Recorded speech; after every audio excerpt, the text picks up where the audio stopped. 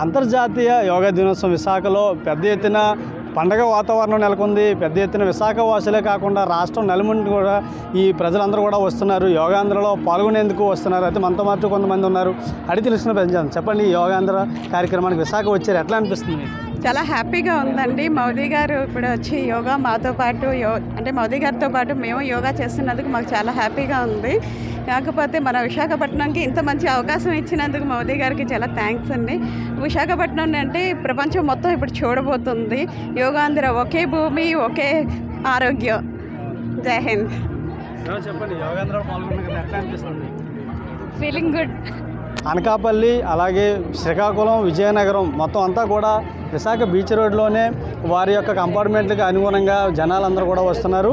ఇక్కడ వస్తున్నటువంటి ఈ జనాలు ఏదైతే ఉందో మొత్తం విశాఖపట్నం జీవీఎంసీకి సంబంధించి ఏ వార్డులు ఎక్కడికి వెళ్ళాలని చెప్పేసి ఇప్పటికే మార్గదర్శకాలు జారీ చేశారు. దీనిలో భాగంగానే పెద్ద ఎత్తున అందరూ కూడా యోగాలో పాల్గొనేందుకు వస్తున్నారు.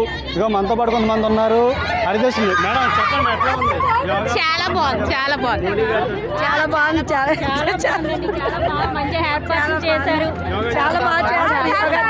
బాగా చేస్తాం. బాగా అరేంజ్మెంట్ చేశారు. చేయడానికి వచ్చారా? బాగా చేయడానికి వచ్చామండి.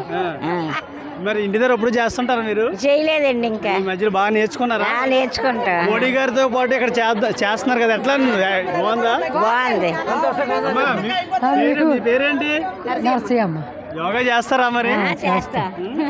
మోడీ గారితో చేస్తుంటారు ఇప్పుడు? చేస్తారా? ఓకే గురుగారు చెప్పండి, మీ వయసు ఎంత అండి? 7+8 అండి. 7+8.